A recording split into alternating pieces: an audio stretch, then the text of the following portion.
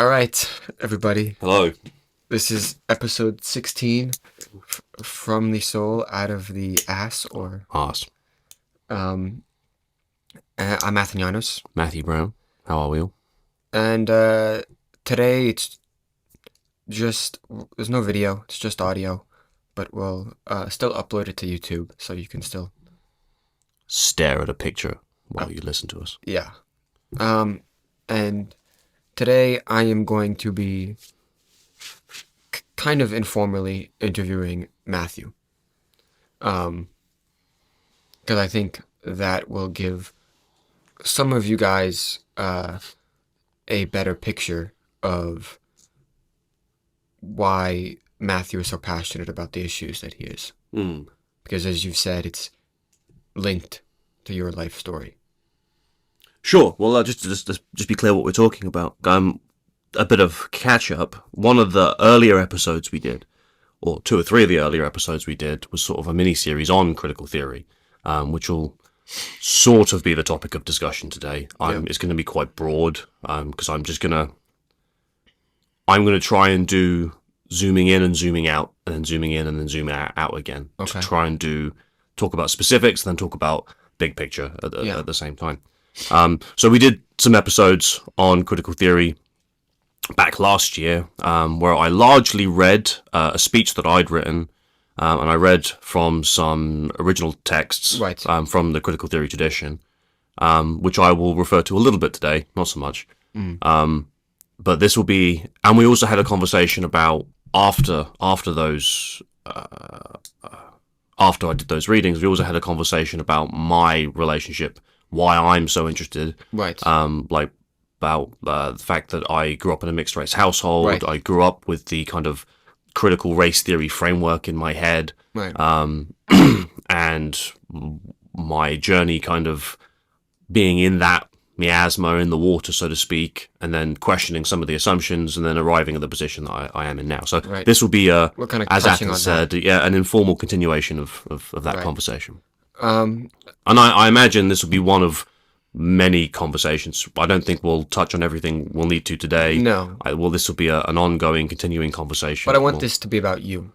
Sure. So I think we should start with, the basics. I defer to you, my friend. Right? So why don't we, where were you born? Let's just start with Where was I born? Oh, that's a good question. A place called Aylesbury, in the south of England, or southeast-ish of England. Actually, it's not southeast, it's Midlands. Just north of London, let's say. A place called Aylesbury. And what were your parents' names? My father is called Joseph Brown. My mother is called Beverly Paradine James. Okay. And do you have any siblings? I do have siblings. I have three younger sisters, we're all within 4 years of each other, so it's And you mentioned you're from a mixed-race family. So your mom... So my mother is English, ethnically English, and my father is mixed race. We don't know his biological father. His mother's English, white, and his dad, my granddad, was also English, white, but he was not his biological father. Okay. And so my dad... So your paternal grandfather was black? Sorry? Your paternal grandfather was... Well, or mixed of some sort. Like I literally do not know. Oh, okay. As in, we suspect African of some sort. My youngest sister has had one of those DNA tests done. I know they're not super accurate models of what the makeup is, but her results were something like 53% English, 24% Nigerian, and then a few other North African, Sierra Leone, and I think somewhere in the Caribbean. So again, like that kind of mix, but we don't have there's no familial connection to that, so to speak, if that makes sense. I see. So by blood, but not culture. Yeah. Okay. Interesting. And then how was your relationship with your family, growing up? Yeah, good. Stressed at times, because my parents broke up when I was like 5 or 6 years old, which was pretty hard on me. Because I think I was in love with my family. like as a kid. I think I just like I love my family, and then Mm. you know it goes right, and then Yeah. was kind of left in that, and I I kind of turned into a very sort of angsty, quiet, shy, sort of reserved. Like I much preferred my own company. I didn't like being around other people. That was after or before your parents split? Oh, kind of afterwards, like afterwards and onwards. Mm. And no, but my relationship with my parents has always been pretty solid. In my 20s, I was less pleasant to be around. So I think there was my on my mother's side and my sister's side, they didn't enjoy having me around so much. But that was down to my own personal flaws than anything else. Mm. And I've always had a pretty solid relationship with my father. Again, stressed over the last couple of years because there's been a lot of revelations, let's say, like I don't know, things blowing up within the family. I won't go into too much detail. Yeah. And with me, with him himself believing and still believing that the country that we live in is systemically skewed in its entirety against black people, brown people, mixed race people. And then having him imparted that to me as a kid, and then me move away from that model in my mid-20s, that caused some tension, which we're largely over now. We have conversations about this all the time. We don't agree, but we have conversations about it. So, no, my relationship with my family is pretty good. I'm in touch with my sisters. We don't see each other that much anymore, but it's because everyone's going off doing their own thing. But yeah, no, I'm family unit's pretty good. Where are you age range in the siblings? Like, are you I'm the middle? oldest. Oldest. Yeah. So it's me, then my then 2 years after me was my older sister, and then a year and a year. Okay. So you're not that far apart from. no. Okay. So I'm 31. My youngest sister's 26. And 27. going back to your grandfather, just because I'm curious. Sure. Do you know? You mentioned you know your paternal grandmother, Yes. but you don't know anything about your paternal Grandfather. grandfather. No, not a thing. And she doesn't. Other than well, she's dead, and she refused to speak about it. Really? Yeah. No, So do you know what happened? other than speculation, so either like this, either because remember, right? This is England in the 1950s and 60s, right? So Right. like there, I'm just to clarify, as I've said before, I am not at any point in time saying that racism doesn't exist and that there aren't issues with racism and that people don't have have horrendous experiences and that these things aren't happening. So this was England in the 1960s. So she may have had a relationship with a black man that would have brought shame or would have, I don't know, came with other kind of problems given the social milieu at the time. And which wound her up with the child, my father, who my granddad, as in my non-biological granddad, Yeah. took my dad as his own son, gave him his name, and raised him as his own child. Even in that milieu at the same time. But to answer your question, I don't know. This is speculation. So either she had a relationship that would have caused her stress, or something less pleasant. I see. Uh, I get it. Yeah. But again, speculation because I don't know. So your dad never knew his father. Well, no. Biologically, no, ever. As in, had nothing to do with past conception of him. Okay. So I don't know the nature of that interaction. And if my dad ever pushed on the topic when he was a kid or when he was growing up, my nan would refuse to talk about it or get incredibly upset. So and then she died 7 or 8 years ago. So that's a closed box of mystery. Mm. Does your dad, you gonna get any sense from your dad? Like, does he treat his non-biological father as his father completely, or does he still have attachment to? Oh no, I think his biological father. I think he's never expressed any interest Really? in who it is. Where I mean, like, other than curious interest, like, it would be interesting to know. But no, my dad has a very, very strong connection with his non-biological father, his dad. Okay. My dad sees him as, what was the expression he used to me? He said he's not your father, but he's your dad. Mm. Right? Like the dad is the guy that sticks around, raises you, teaches you how to be a man. And that was what my granddad did with my dad. So it wasn't my dad's father, but he was my dad's dad. Gotcha. Okay. So let's talk about now, because you've alluded to, or explicitly talked about, the kind of rift, ideologically between your dad and you with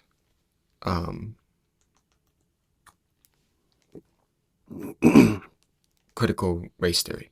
Mm-hmm. And Well, yeah. the kind of the British system, and the experience that Black people have in British society, or I guess the opportunities Sure. that they have. And so why don't we start by talking about your experience early on. Mm. Well, I guess first, why don't we talk about what specifically your dad preached to you when you were young? Sure. Well, again, it's important to note that my dad had his reasons for believing what he believed, and he wouldn't describe what he believes as being critical race theory, and technically it isn't, because his framework of thinking about the problem of race came from the milieu that gave rise to critical race theory, because critical race theory was something that appeared in sort of the 80s and 90s. So that was as my dad was an adolescent, right? So, okay. And these ideas, actually, I'll answer your question first. So the things, so what I was taught when I was a kid was the country, as I said before, the country that I lived in, the United Kingdom, and the West generally, but he was talking specifically about the United Kingdom, was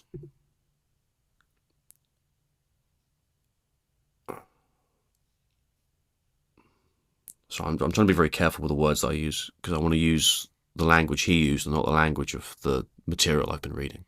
Okay.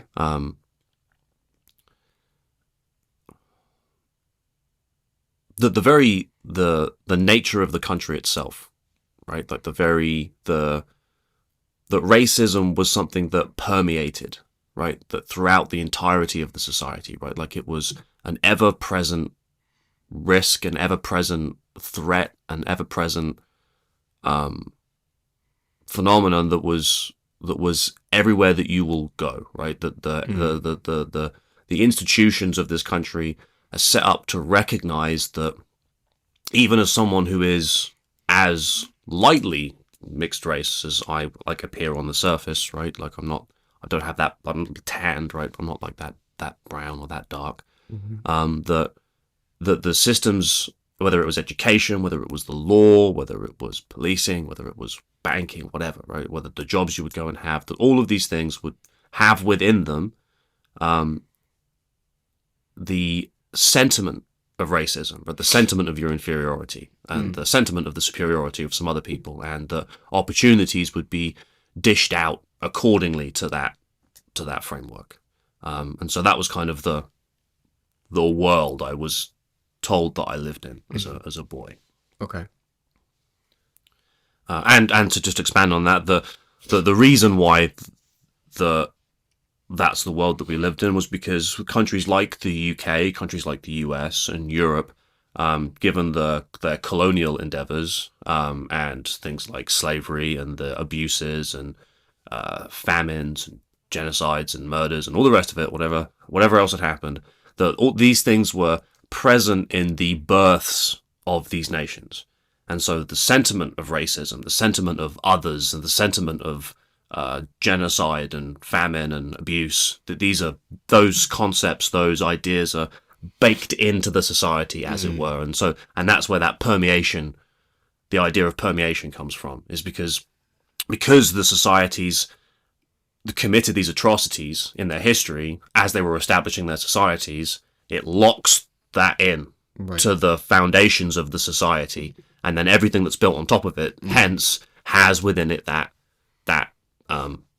sentiment. Yeah. I find I have a question for you, but I just want to say this first. This is where I find probably most difficult for me to talk about, because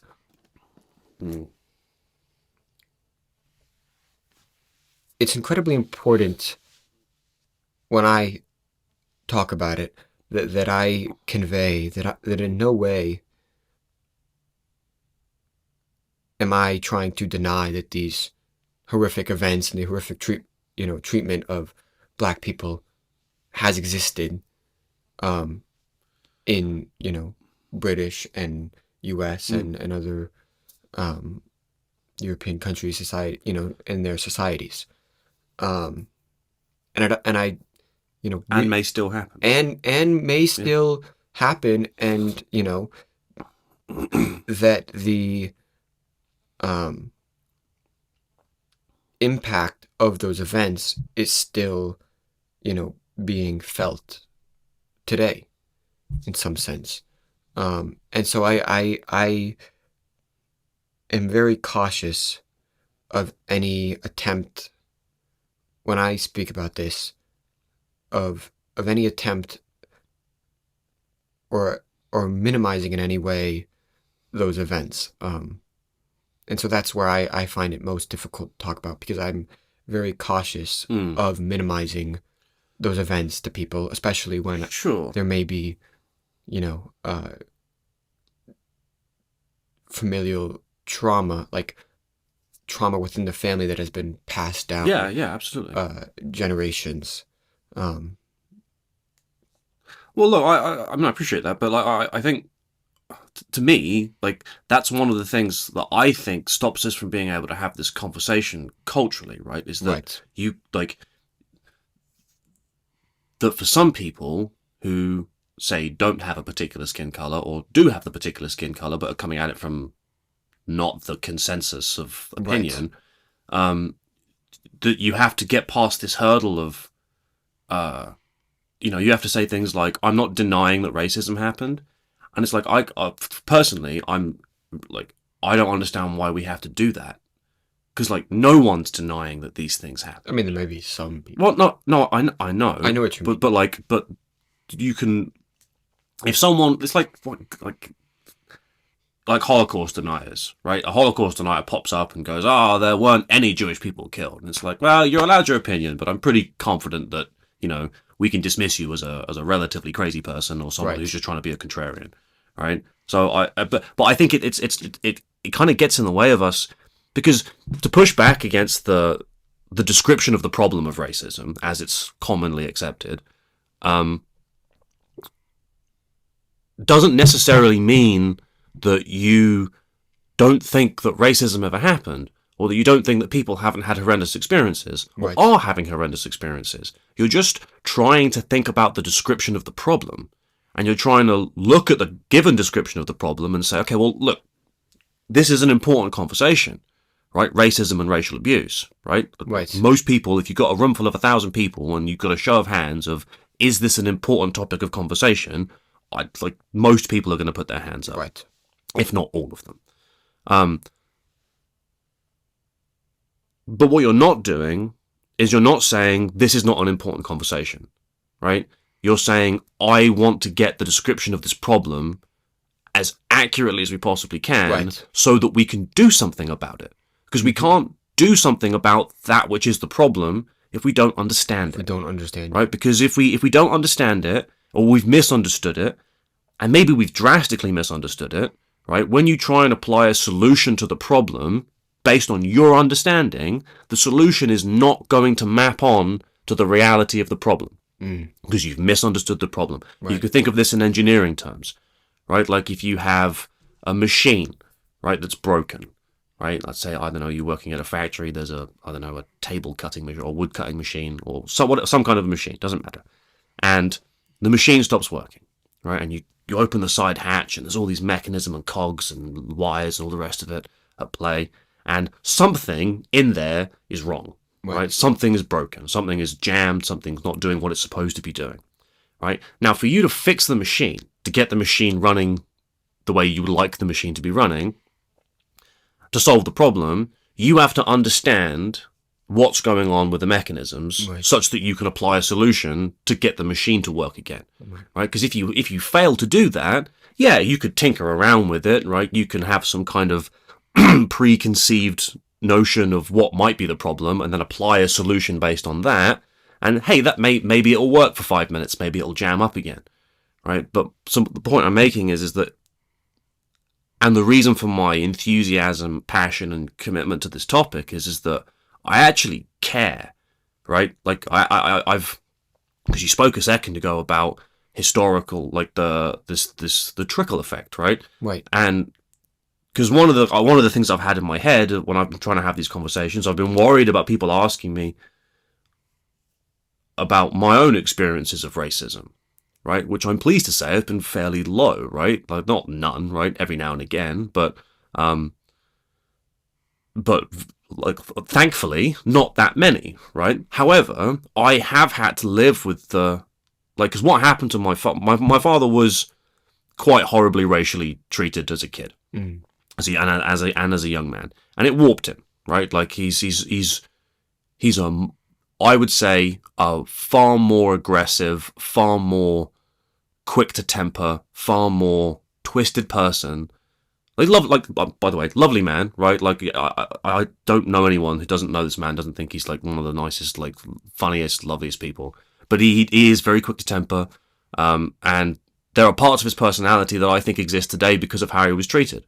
Right, and that has had a tremendous impact on my family, right? Or like these I was speaking about these revelations and things coming up in the family, and the contentions between my mother and my father, right? Like, and the just chaos over the last 15 years of us just trying to figure out, coming out of childhood, what's been happening. All of these things have been influenced by the fact that my father was treated the way he was treated as a boy and became the person who he was. And this was the person that we had to have in our family dynamic. Yeah. That's not his fault, obviously, but I actually do care about this issue, and I want to make sure we get the description of the problem right. Because if we don't, because it's all well and good having say critical race theory position or the systemic racism position. You're like, great, like if that's the problem, right. And then we need to do something about it. And we'll get to that. But if that's not the problem, or it's only in part the problem, and you're trying to apply a solution based on that being the only description of the problem, you are not going to help, in my opinion. Right? It's like trying to hammer in a broken nail. Yeah, sure. By hitting it. Or a square peg into a round hole. Yeah. So,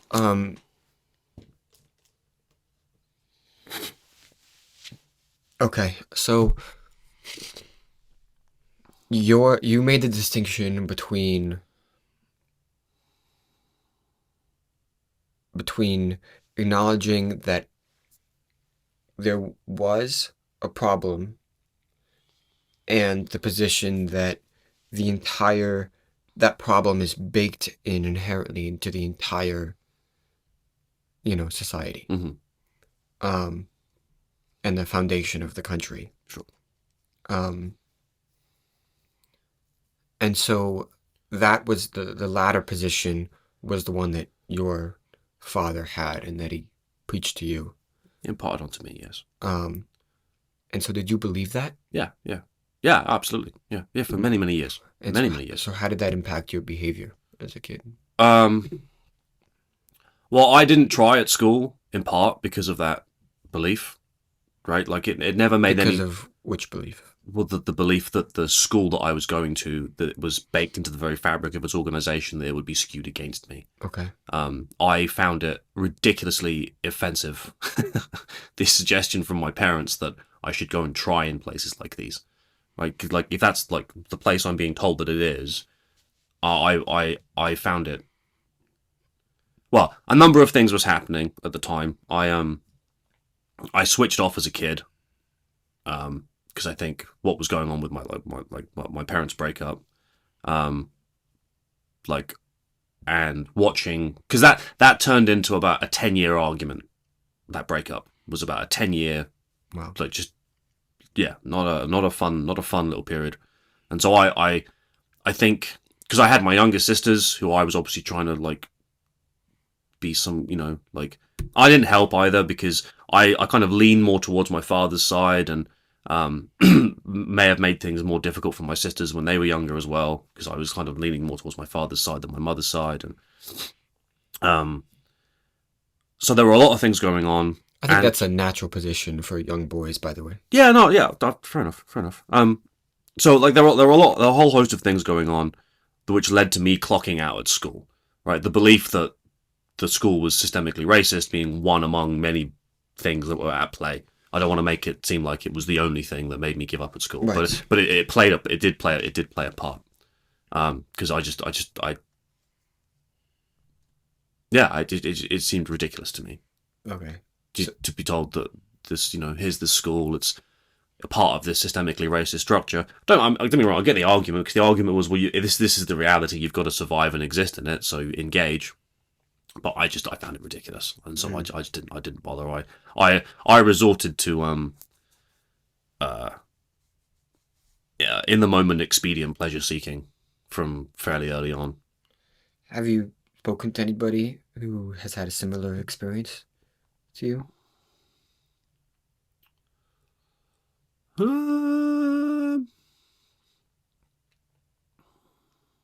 Not personally, no. No.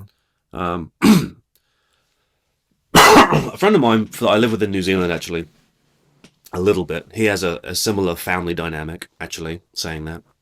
But we haven't spoke at length about it. We've kind of exchanged a few emails on sort of the topic. But no, not at length. Okay. I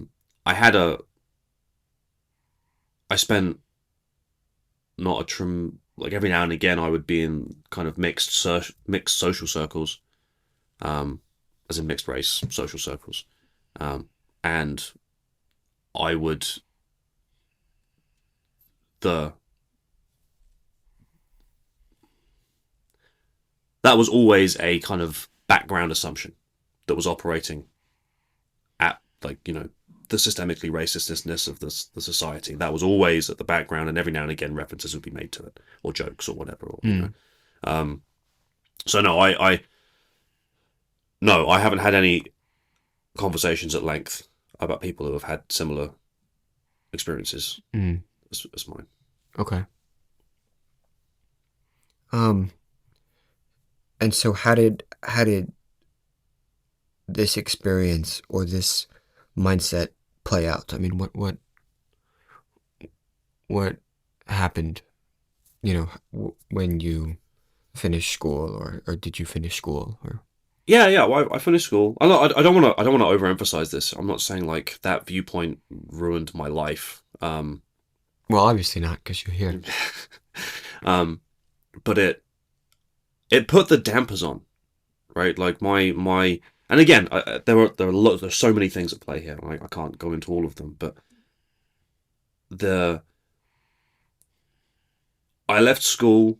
Look, because so in England we have these things called the GCSEs. So from the ages of 11 to 16, I think it's like what you would call your SATs, where you do GCSEs, and that gets you into, at the time, sixth form. There's a test. Yeah. You do a series of tests on the subjects that you take, okay, and then that gets you into the sort of what Scotland calls hires, and what England calls as sixth form. Although that's now mandatory, you have to do that till you're 18, I think, but not when I was a kid.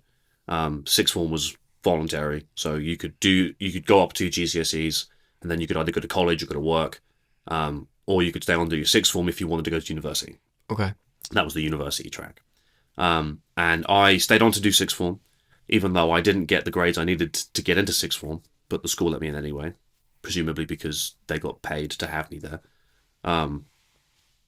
And I used those 2 years as I'm gonna fuck around and do as little work as humanly possible. It was kind of like 2 years to put off actually having to engage with living and existence as a burgeoning adult. So is that like a boarding school or? No, like normal school. Oh, no. So it was like, so it was like a secondary school, like a high school, and then it's like the same place. It's just 2 years at the end. So either you can leave after your GCSEs and go and do whatever, or you can stay and do 2 more years that make up your A levels, and then that if you do well, that gets you into university. Gotcha. So you can apply. And I never had any intention of going to university. I didn't even write any personal statements or apply to any universities. Like the day they had. The day they had when they got everyone in sixth form to go to the library and do their personal statements and fill in the form, I just sat in the corner, just didn't do anything or faffed around. I had no interest in trying to go to university. I was just there to kind of prolong the childhood period of playing around in the playgrounds at lunch and playing football. And why do you think you didn't have any aspirations? Because I didn't have any aspirations at all. Like I didn't think about my future. I didn't look to the future. I didn't think longer than 6 months ahead of myself, and didn't for a very long time, actually. So what changed? Well, it didn't work. Like I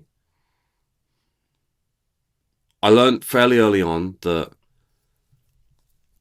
I had to make it look like I was trying to be an adult, otherwise people would give me a hard time. So like because people care about you, obviously, and they don't want you to be useless and miserable. Like my father and my mother and every teachers and stuff would be like, oh, get at it, Matt, like fucking pull your finger out and do all of this. And I heard everybody, right? It wasn't like I wasn't listening. I heard everybody, and but I wasn't interested. Like I didn't have the drive. I didn't have the heart. I didn't have it in me, and I realized that trying to have it in me didn't work. Like trying to have that enthusiasm, it kind of came and went. Like I would be enthusiastic about the things I was enthusiastic about, but then the moment that stopped, it would stop. If that makes sense. Like there wasn't like I could commit myself to something so long as I was interested in it, and as soon as that disappeared, I would become disinterested and just leave and stop what I was doing. But I realized that I had to kind of put on the show of making it look like you were doing your homework and trying, so that you would be left alone. Because if I didn't do that, people would be on my case all the time, and all I wanted was for people to leave me alone so I could do what I wanted. Like I said, like from when my parents split up, that kind of 10-year period where it was just like every single week was just some form, or there was always kind of this background sense of there's going to be a big argument at some point, because we would do like I'd spend weekends with my dad or Friday evenings with dad, and he'd come pick us up, and he was always like militantly on time, and there was a lot of stress flying around from different people, and arguments would break out every couple of weeks, and that would usually happen in front of the house, in front of the neighborhood, and it would be all this whole big thing. And so I switched off, like, because I think because I'm quite a sensitive person. I'm quite emotionally sensitive, I think, or attuned. I don't know what the word I'm looking for is, but it affected me like a lot. And I think one of the things I learned incorrectly was that I could control to some degree how I felt about these things. Like it felt as if I could decide whether I felt things, because I could switch it off, right? And and that seemed like that was like a good short term. You know, like when these arguments would kick off, or you know something would happen, it would be like something that would have upset me. I could just switch it off and then just sit there and then have everything just bounce off me and not worry about it. And if everyone asks you, all right, yeah, I'm all right. Yeah, I'm fine. So that was kind of the second stage, would you say? Yeah. So like after the like during the period of say pain, as a defense mechanism, let's say I expediently try to just shut off my emotions, shut off how I felt about these things, distance myself from everything. And but I mean, after your GCSEs, sorry, sixth form. After sixth form, yeah, you went from not, giving a shit, as you said, to kind of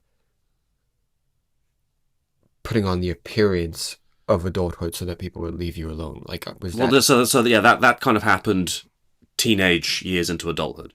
Okay. Because that was kind of like as I was at school, because I wanted to just be because I was fed up. I was done very early on. Like I was pissed off with everybody. I was like, I think I don't think it's untrue to say that I think my parents' breakup broke my heart a little bit, and I was furious. Like I was like a 7, 8 year old kid who was just pissed off with everybody, who was just like shattered. This whole argument was happening. I was in the middle of the two, well, my mother and my father, because they wouldn't talk to each other. So I was like the little note bearer, passing on messages and stuff. So I was kind of always sat in the middle of this kind of explosive interaction. And then I kind of learned as that would happen to just gradually just shut things off. And then that I became good at it. And then I got better and better at doing that, or seemingly better and better at doing that. And then that kind of carried on into my GCSEs, sixth form, and early adulthood. But by the time I got to early adulthood, like I'd landed on pretty much just expedient pleasure seeking. Okay. Like I was like, I'm gonna work so that you shut up and leave me alone. And I'm gonna go and do what I want at the weekends. I'm not interested in saving. I'm not interested in buying a house. I'm not interested in committing myself to some kind of career. I tried every now and again. So what did you do? So when I left school, I was working I was a lifeguard in my local town from the ages of 16 to 19. I've done that. Nice. And then what did I do after that? I went and worked for a kitchen factory that my uncle runs. I worked there for a couple of months over the summer. And then I got a job working for a hotel reservation, as a hotel reservationist working for a hotel company in Watford, just outside London. Okay. I got made redundant because of the internet, because you book everything online now. No one needs a reservationist. You just book everything online. Oh. So I was in an office of reservationists during that period where they were becoming increasingly redundant as a workforce. I see. And after that, I was unemployed for a little while. I did some temp stuff. I worked with a friend of mine. His father had a cleaning company, and I worked with him for a few months.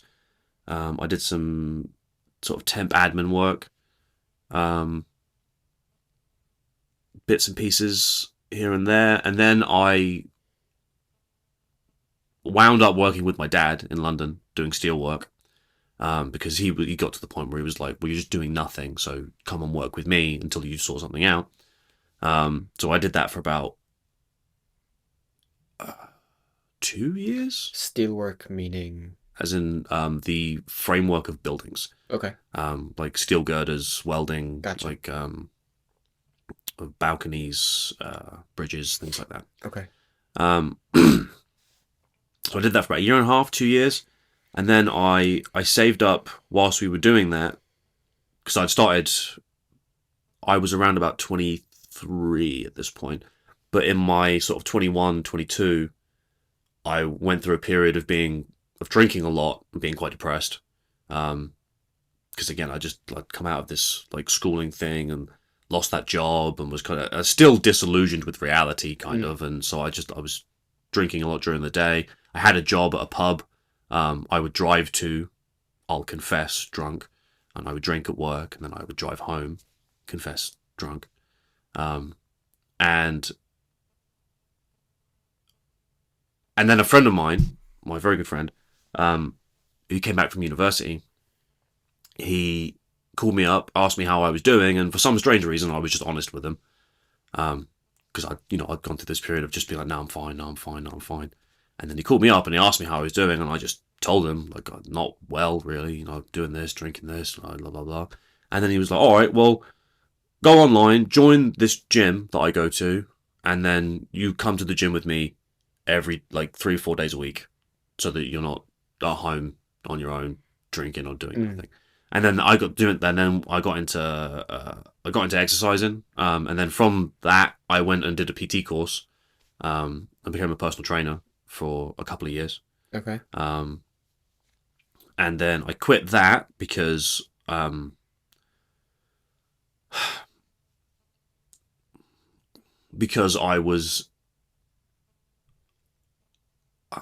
I didn't yet understand businesses. And I had a sense of entitlement that I felt I deserved the salary I was being offered just for showing up and not really needing to contribute to the development of the business I was working for. And because I was, again, I still hadn't become disillusioned with this idea that everything was just set up to my deficit. And so I was still operating on that assumption at this place, sort of. But can I ask a question? Yeah, go for it.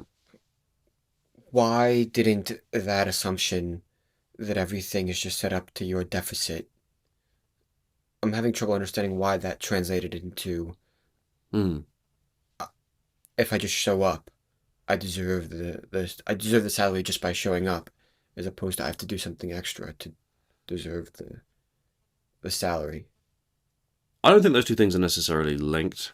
I think that's just I just had an entitlement. I like as a well, actually no. I think I can link that because I felt I was owed things by by the world because of the state of the world. I don't owe you jack shit, right? If this is the world I live in, I don't owe you anything. Right. You owe me something. If this is the reality of the world you're telling me I live in, I don't need to give you anything, a single damn thing. All right. So yeah, that would be where that came from. Okay. And then I quit that because I wasn't putting in the effort I needed to, which is actually quite funny because I went to hand in my notice and they were like, "Oh, good, we were going to fire you." I was like, "Okay, cool, good guys." Actually, the Double Vision Conditioning Center, Steve and Mark Gray. Twins. They were good guys actually, and it was good of them to give me the opportunity, which I am grateful for. And then after that, my friend of mine got me a job working for an insurance company, where I worked for 2.5 years. I took a career break during that to go to Southeast Asia for 3 months. I then came back, worked for 7 more months, and then went to New Zealand for a year. And then came back from New Zealand, went to college, and then applied to Edinburgh University, and here we are. What did you do in Southeast Asia? Just had an explore. I did the first 30 days with like a tour company, because I hadn't been outside of Europe yet, so I didn't want to go completely on my own on the first try. So I did like a tour company, did 30 days with them, met my ex on the first 30 days. Meaning you met someone who would later become my partner, who is now my ex. I get it. Yeah. It's not like you happened to meet your previous ex. Oh yeah, no, yeah, sorry, yeah. Should clarify. that would have been something. Would have been something. Yeah, and so like I just did I think 40 days in Thailand, and then some time in Vietnam, Cambodia, Malaysia, Singapore. Where else? No, that was it. And then Prague on the way home. Did you come away with anything from those experiences? Oh yeah, loads. It was it was the first time I'd ever had to be self-reliant.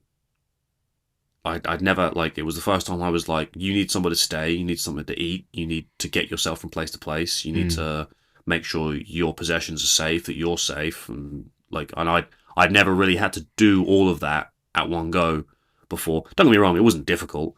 It was, because it's very easy, made very easy for tourists out in Southeast Asia, like the apps and everything. It's very easy to find somewhere to stay and a bus to get you from place to place. But I'd never had to do it before, so it was very much it was evidence, right? It was like, oh no, that is something you're capable of doing. I had a pretty horrific experience in Cambodia, when I visited the killing fields and the genocide museum.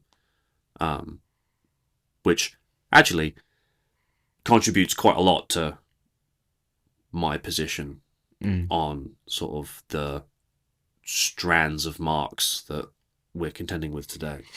So why don't you talk a little bit about the killing fields and what happened in Cambodia? So when I was in Cambodia, I had never heard of the genocide that had taken place there. Even before I went, I hadn't heard of it. I think a few people have heard of it. Yeah. Have or haven't? Have. Yeah. Well, no, loads of people have. I hadn't. Was the point. No, my point is, I think a lot of people have not. Oh, I see. Okay, I see. No, fair enough. It's not. It hasn't. It wasn't something that was ever blasted on the media here. I don't remember that being. We didn't. We didn't learn about it in history. It happened in the 70s, I think. So it wasn't that long ago. But anyway. But I bumped into someone who asked me, "Are you going to go to the killing fields?" And I was like, I hadn't given that any thought. And he was like, "Oh, you should definitely go. Like, it's not nice, right? Like, it's but I think if you're going to be here, you should go and get to know what it is the people of this country have been through, given that you're spending some time here." And I was like, "That's a fair point." So I booked today, where I'd go to the killing fields in the morning and then the genocide museum in the afternoon. To give a brief overview of what happened, not an expert in this, by the way, but this guy called Pol Pot, Cambodian fellow, went to Europe to study, to get hold of the keys and the skills to open the doors that the European world opens for you if you go and study there. Right. And he came back a Marxist, and applied Marxian principles to the educated class, a Marxian lens framing to the educated class in Cambodia, because it's a very agrarian, agricultural, not a very wealthy country, and there was this burgeoning educated class, right, that was like pulling themselves out of the dirt, and the oppressor-oppressed narrative was applied to this situation, because you had the educated class who were doing better, materially speaking, than the agriculturalists, who were still working on their farms, and they had more money. There were maybe some city centers coming about, and that contradiction was stoked by Pol Pot and his Khmer Rouge regime, which was the name of his little endeavor, and this escalated. And eventually it wound up with, I think it was about 2 or 3 million people just being sort of walked into the countryside and being beaten or cut or stabbed and then kicked into holes in the grounds. The educated classes. Yeah, the educated classes, which even came down to a signifier of which was if you wore glasses. If you wore glasses, that was a potential indicator of your membership to the educated elite oppressor class, who constructed the society of Cambodia to benefit themselves and deficit at the expense of the agricultural class. And so an uprising was necessary. And they had one. And 3 million people died. And that's what I saw at the killing fields, which was one site of, I think, about 200, maybe more, where people would just be... Because again, wasn't a very rich country, so the methods of achieving this weren't systematic and high tech, right? There were very few guns involved. This was all knives and axes and blunt weapons and palm fronds that you could snap off a tree and then snap off all the other side bits, and it leaves you with a nice jaggy stick. You can run that along someone's throat. Yeah, it's all very quite not pleasant. No. And so I get there to this site of the killing field. The guy in the taxi, the tuk-tuk, he's telling me a little bit about it on the way there. He tells me to get the audio, the headset. He says, buy the headset when you're there. And the way the headset worked was you had this little, as you do in museums and stuff, you have the little headset, a little dongle thing. And then as you walked around, it would, like, if you got near to a point of interest, it would start playing or give you the option to play an audio recording relative to the point of interest you were at. So as you walked around, you had the choice to listen to different perspectives and different things, descriptions of what happened. And let me see if I can remember. I might not get this right. This was 5 or 6 years ago. So, you get there. There's the gates. There's this little place where you pick up the audio cassette. You buy your ticket, and then you walk into this kind of compoundy area. It's all outside. There's a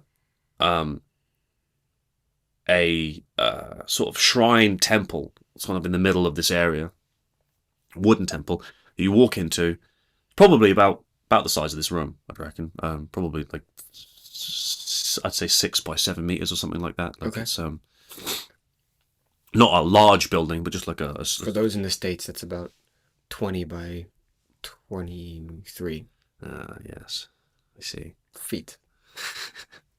And within this little temple was a cabinet, a wooden and glass cabinet that was filled with the first 300 skulls that were dug out of the site that we were stood on.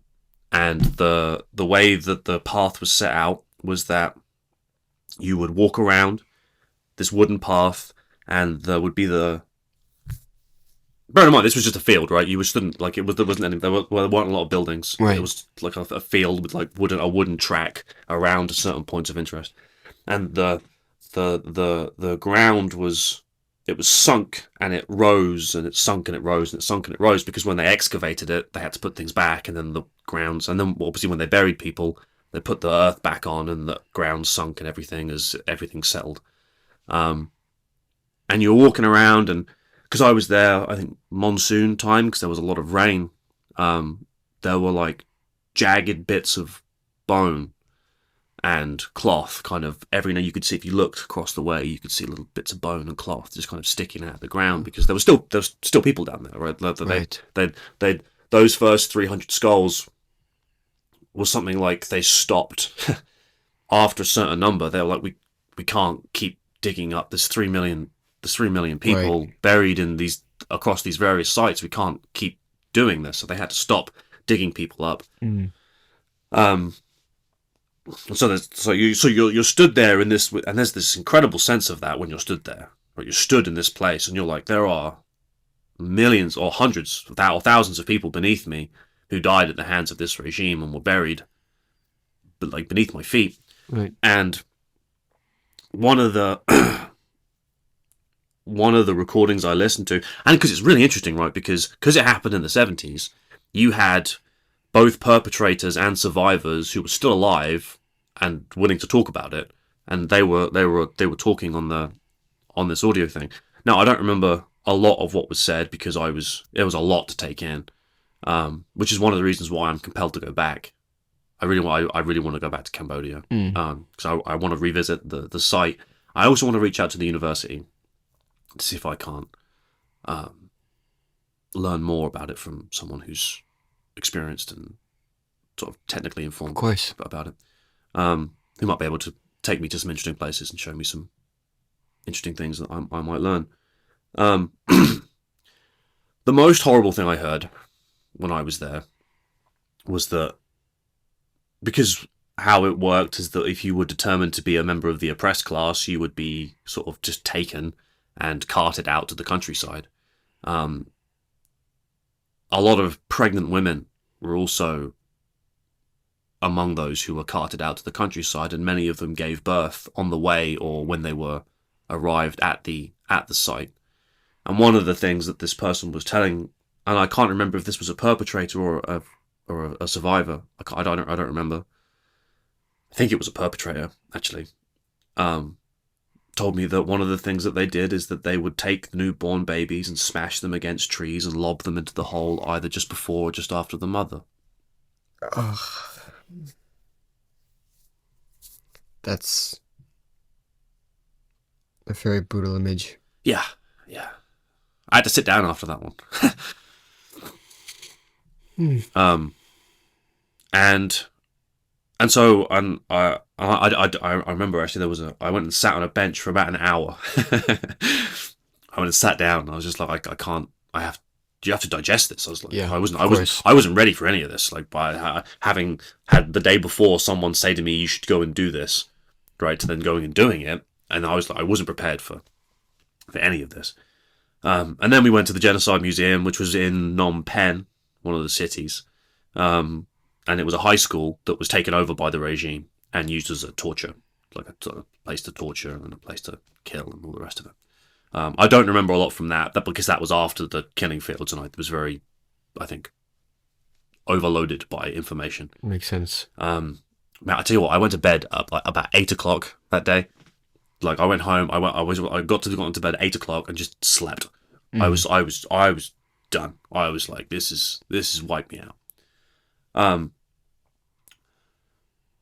The reason why this is so, I'm telling you the story and why it's so important is because that's not a different argument than the one that is being applied to the racial conversation we are having today, or to the gender conversation we are having today, or to the queer conversation we are having today, or to the economic conversation that we're having today, or even the environmental conversation that we're having today. It is the same frame, well, different, but the essence of the argument is sufficiently similar, given that. And look, and Cambodia isn't the only historical example we have of when the Marxian analysis of things gets applied into reality and the absolute abject chaos that happens in its wake. It's not the only one. There are many, many, many others. But that experience in Cambodia was my first, because I'd heard of Marx, right? Like my father had spoken about him a little bit. Like in passing, like the opiate of the masses, and I know that's not the right quote, but that's what was like, that's the kind of the trope that gets thrown around. I'd heard of Marx, and my conception of Marx at the time was sort of like nothing other than a legitimate criticism of capitalism. And that's it. And as far as I was concerned, I was like, well, you're allowed to do that, so yeah, fine. Not a problem, right? I didn't think about it anymore.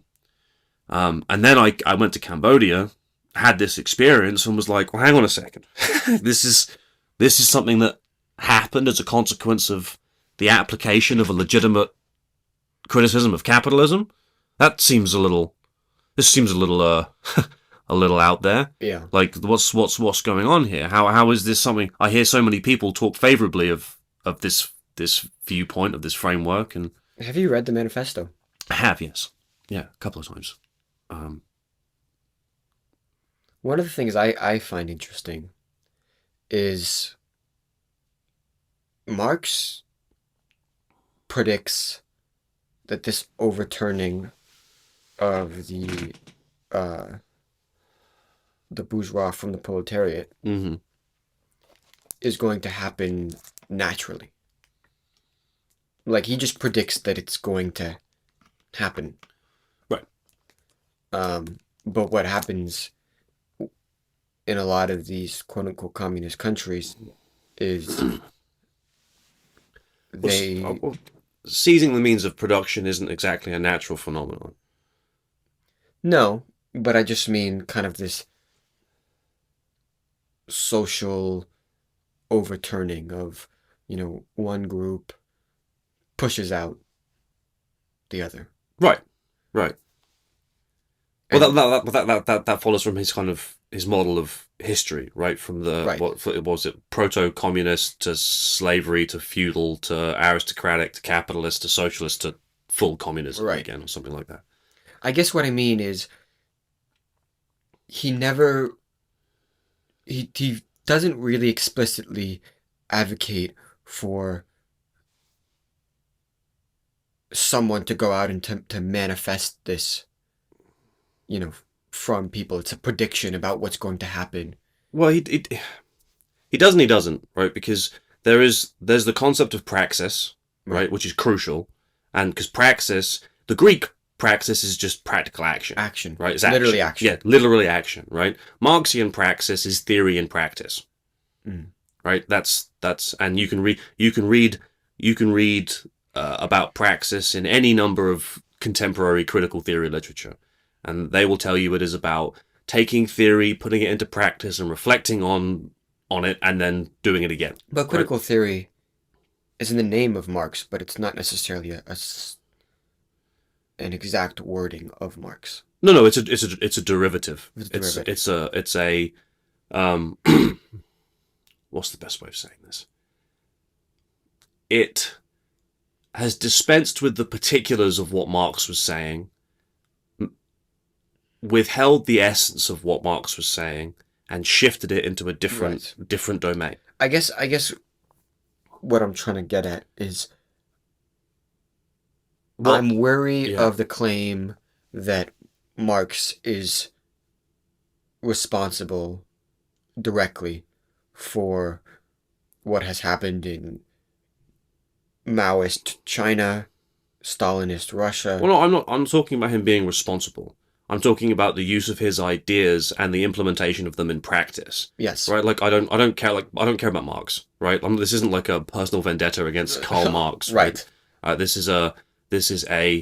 He produced a series of ideas. I know that loads of people see an immense amount of value in the works of people like Karl Marx and other social theorists of the time who took a similar and since, right? Like there is critical theory is a household name in the academy, right? It's a popular, well loved theory. I'm not interested in who's doing this. I'm interested in the ideas and the impact that they have when put into practice in reality. Good. And that concept of praxis in the Marxian terms is that. Right. The Marxian praxis is, right, whether you want to say, what critical theory is doing today isn't exactly what Marx said, right? Herbert Marcuse isn't saying what Marx said. Paulo Freire isn't getting what Marx said. Well, they're still all doing Marxian praxis. And there's also the conversation of the dialectic, which we'll get into, I think, at some point, because that's also really important, because it's the kind of operating system of thought that all of this is happening on top of. Oppressed oppressor. Yes. That's one of the manifestations. Because that's like Hegel's master slave dialectic or something like that. Not super familiar with Hegel, by the way. I'm gonna hang on 2 seconds. I lost my train of thought.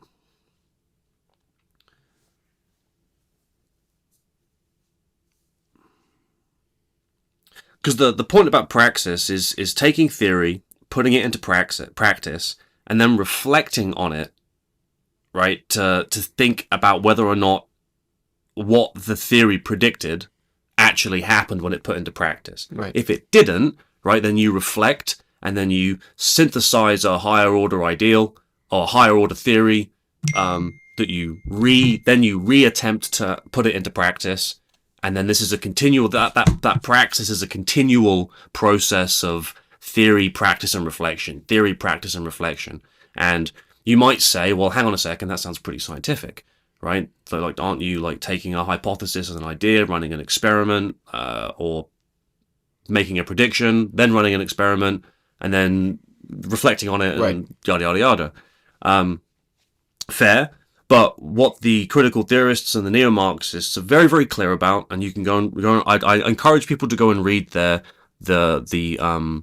Stanford Encyclopedia of Philosophy entry on critical theory. It's very long. It's very, very, very jargony and technical and whatnot, but it just tells you about it, like on there.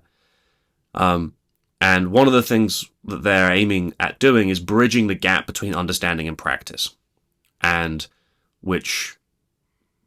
because what they're trying to do, they have by definition, a critical theory has to have a descriptive element of its theory, so it has to give a description of the world that we're in. It has to have a normative element, so it has to have an idea of how things ought to be, given the world they're describing. Right. And then, and look, if all critical theory were those two elements, we wouldn't be having this conversation. Or maybe we would be. It'd be Was which two elements? Mm-hmm. Was which two elements? The descriptive and the normative elements. Okay. Right? If critical theory was just the descriptive and normative element of a theory, right, then it would be like any other theory, right? Which is just, here's what we think the world is. Here's what we think it should be. Right. That's abstract, right? That's just concepts. It's just an exploration of what one thinks one is and what one thinks things should be, right? Fine. Not a fucking problem. My issue with it is there's this third element, which is the practical element of it, which is the point where they're trying to bridge the gap between understanding and practice, and they're also looking to bridge the gap between regularity, how things are, and normativity, how things ought to be, which means trying to bring how they think things ought to be into the now. Right? And that is a critical theory, by definition, has to have those three things happening simultaneously at the same time. Theory in practice. It has to be practice. If it's not practice, it's not a critical theory. I see. And so the link is, you're worried that by espousing this kind of language and ideology, specifically the praxis element of it, we're setting ourselves up for we're setting the conditions for something similar as to what happened in Cambodia or China or worst case scenario, right? Worst case scenario. But let me put it as bluntly as I can, right? Taking the issue of academic freedom seriously, right? Like I said, you're allowed to describe the world as a Marxist, right? You're allowed to be a Marxist. I'm not doing I don't think they should exist thing. You're allowed to think the world should be a certain way, Marxist or not. What you're not academically free to do is do stuff, right? Right? There's a reason why we have ethical constraints on practical research, right? Because if you're going to run an experiment on human beings, right, whether an individual human being or many human beings, or you're going to do something that would indirectly affect human beings in another way, you have to get ethical permission to do your experiments. You have to get ethical permission to do your research, right? If you don't, you can't do it because the risks are too damn high, right? Because that's not.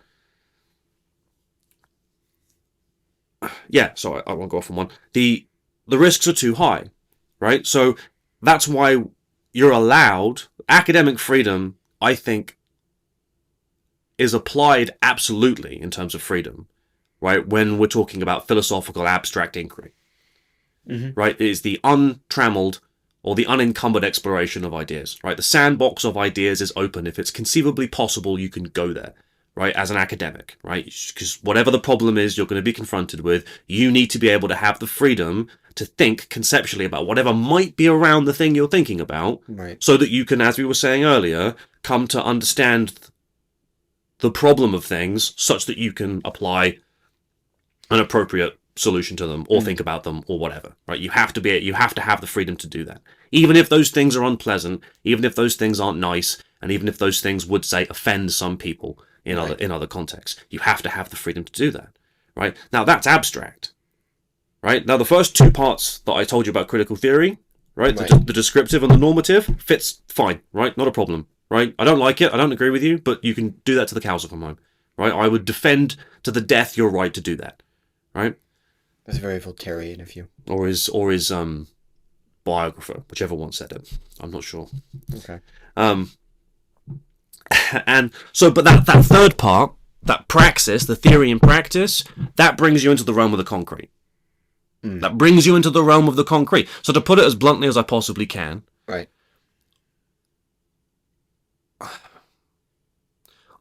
Critical theory broadly speaking, I know many people have an affinity for it.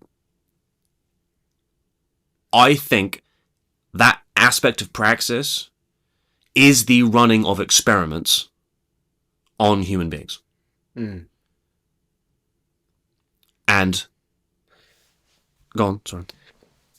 I was just gonna say, and so do you think, to kind of tie this back to the racial issue, do you think, and you were concerned earlier that you're talking about that you the reason you have a strong issue with this is partly because you're so invested in the problem and finding a solution to the problem. And so do you think that what critical race theory is doing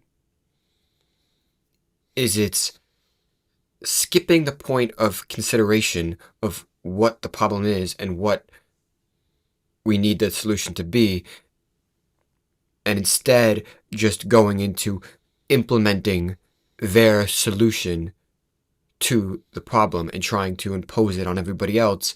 And by doing so, we're not really addressing the seriousness or the root cause of the problem, and therefore we're not really finding a solution to the problem. Yes, yeah, but explicitly because this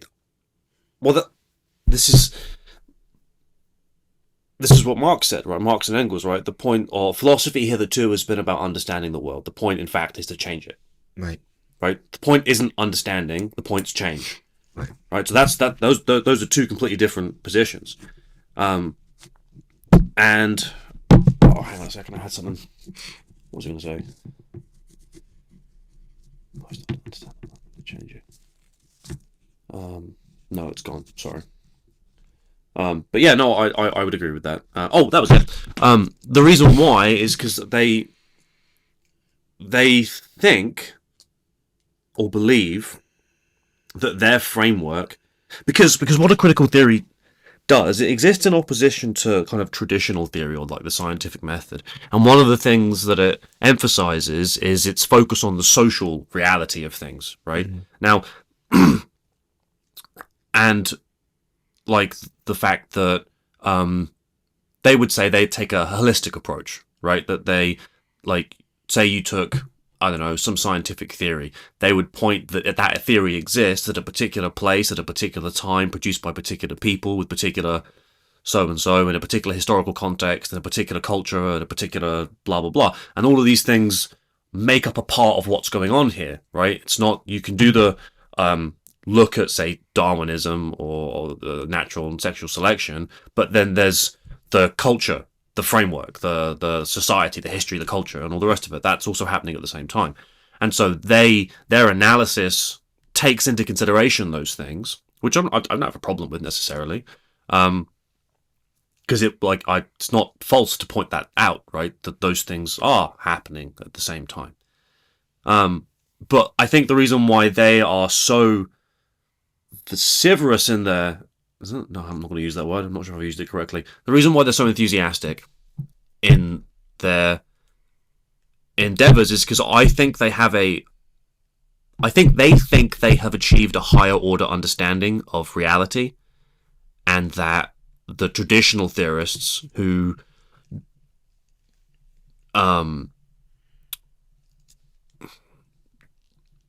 either push back against that description or what they do with that description aren't sufficiently capable or can't be trusted to make decisions that would bring about actual liberation for marginalized or oppressed groups, because they don't have this higher order holistic perspective of how things work.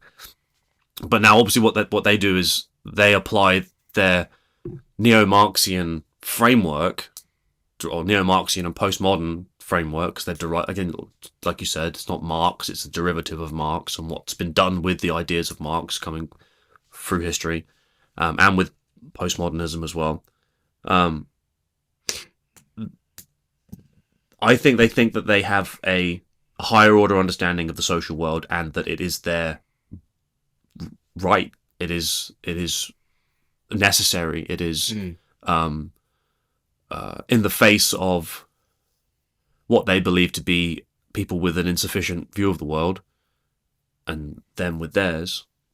Because I think the Marxian perspective is something like Marxism is the only social theory, the only complete social theory. So all other social theories are incomplete and therefore not good enough to be the framing that we should take to think about, pick a problem. Okay. I want to ask one more question, and then I think we should wrap it up because we're pushing an hour 20. Sure. Yeah, we can continue this another day. I think we should continue this. I think we have to. But I just want to ask,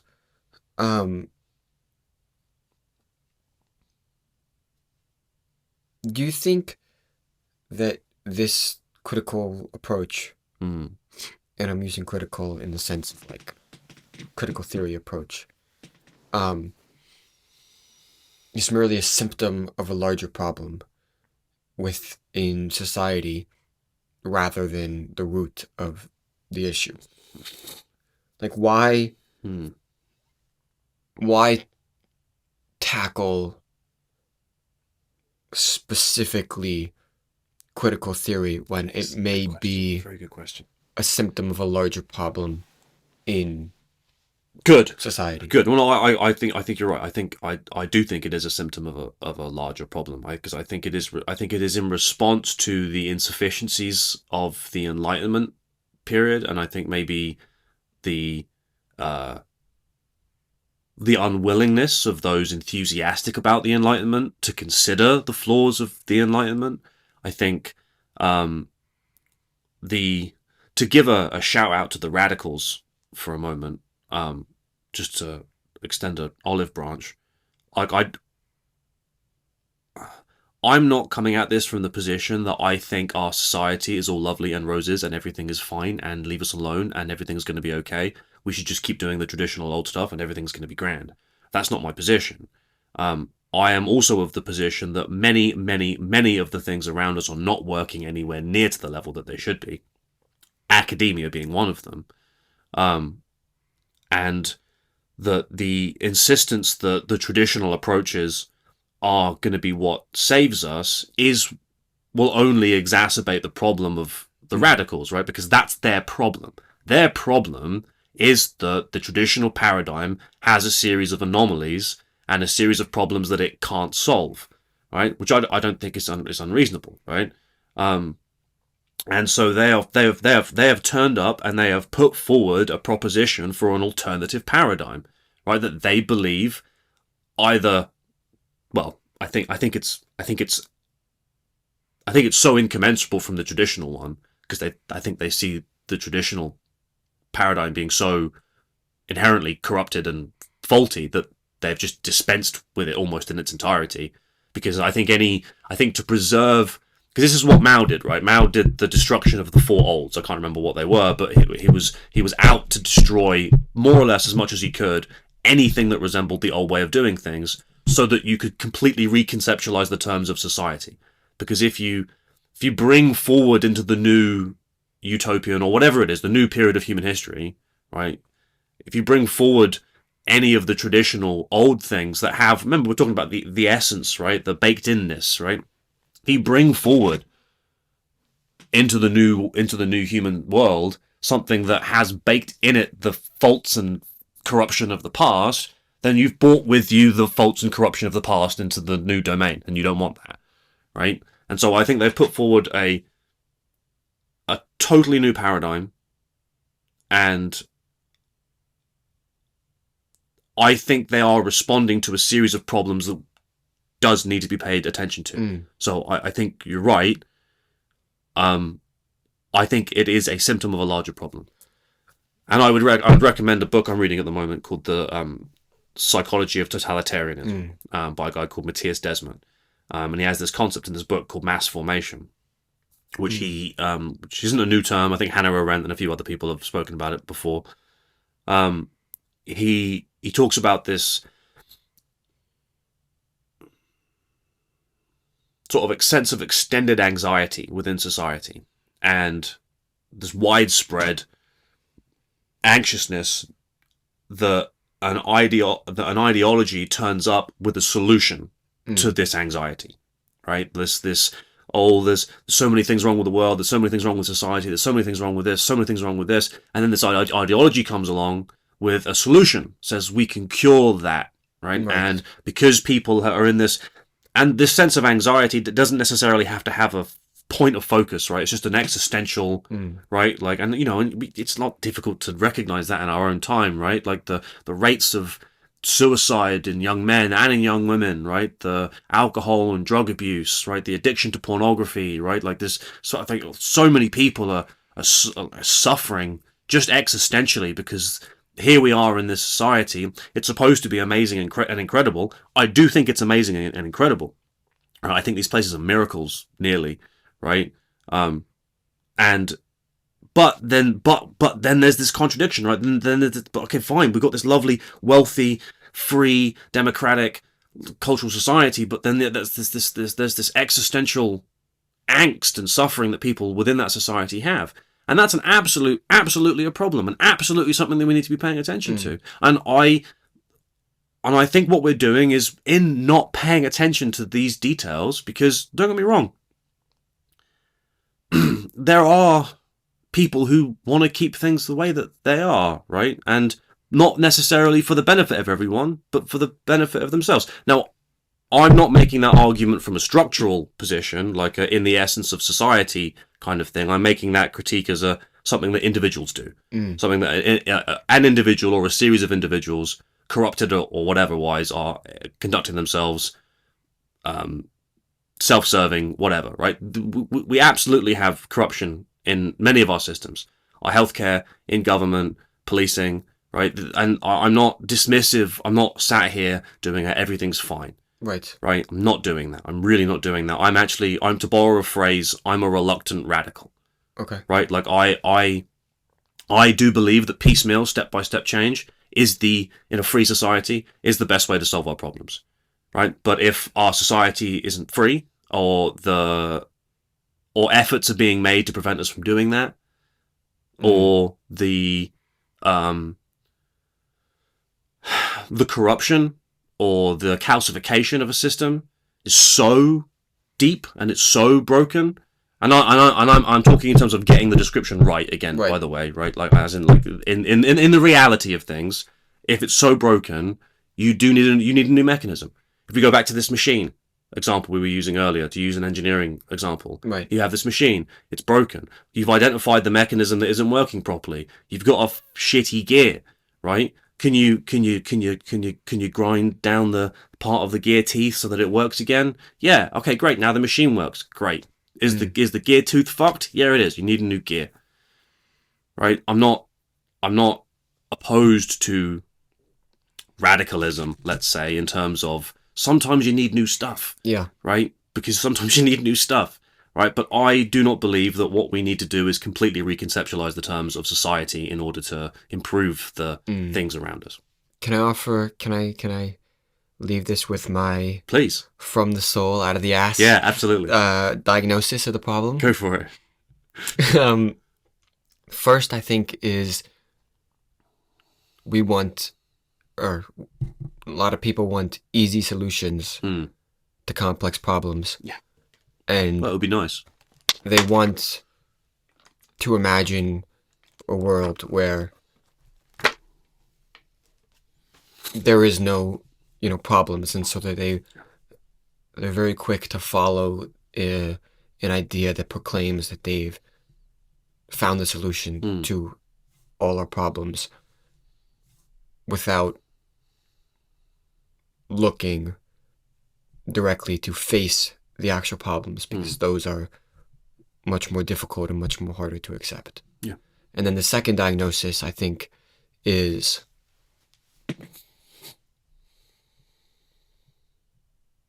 people have a tendency to want to achieve moral purity, so to speak, without actually having to do much. So what I mean is, I think there's a tendency for people to want to fit into the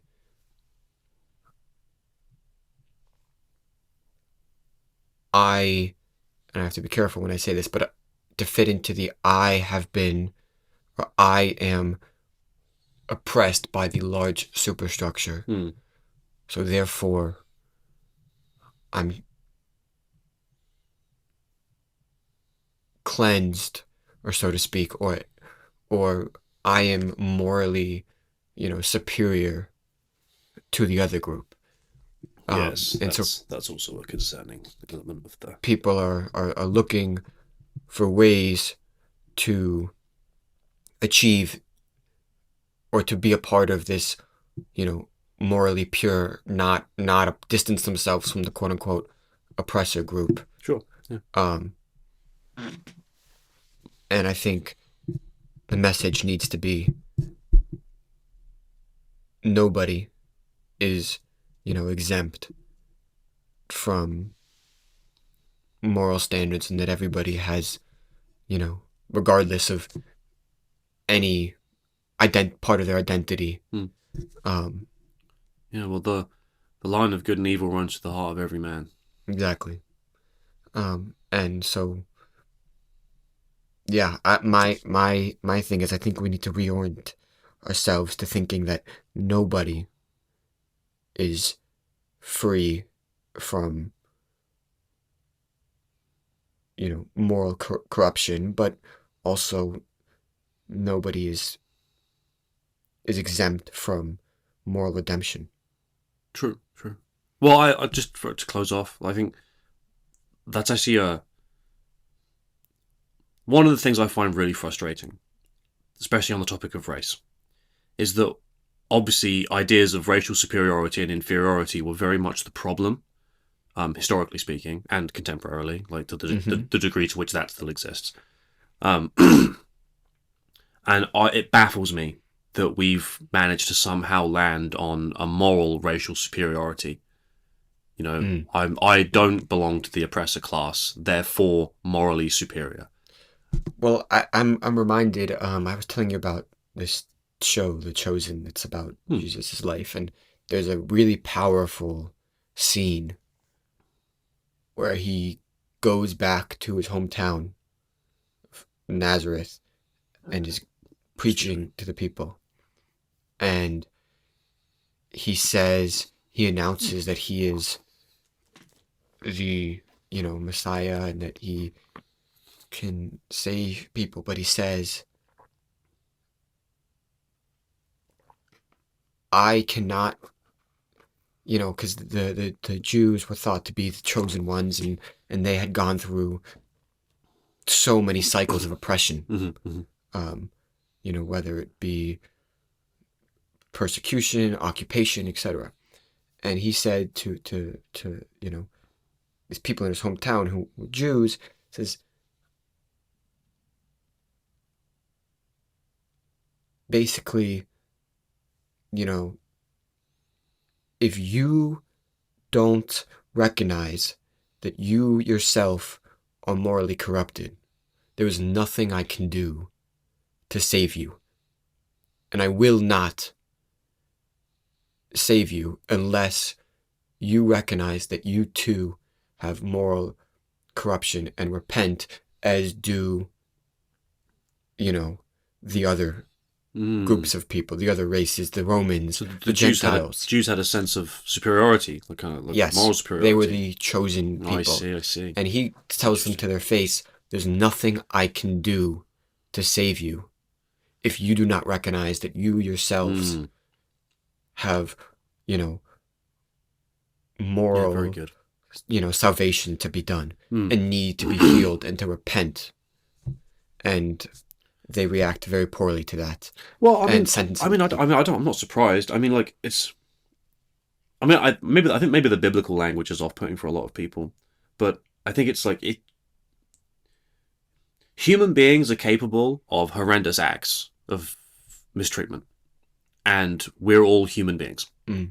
And I think that statement, is all it's asking you to do is recognize your capacity for malevolence, recognize that you have one. Doesn't mean that you are malevolent, right? Doesn't mean that you're conducting yourself currently in evil or a horrible fashion, right? But you just recognize that, like, that you have a capacity for it, and then do things to make sure it doesn't ever manifest itself. Mm-hmm. But if you don't think that if you think it's not possible for you to do such a thing, or that you are that you, by the nature of your identity, you belong, or that you should be given a certain entitlement, yeah, then you're in trouble. Yeah. Become that which you hate. All right. I mean, I think this was a good place to close. Thank you, everyone, for listening. Thank you, Matthew, for... No, thank you for being a very good interviewer. I appreciate that. And we will see you guys next time. See you next time. Take care of yourselves, everyone. Yep.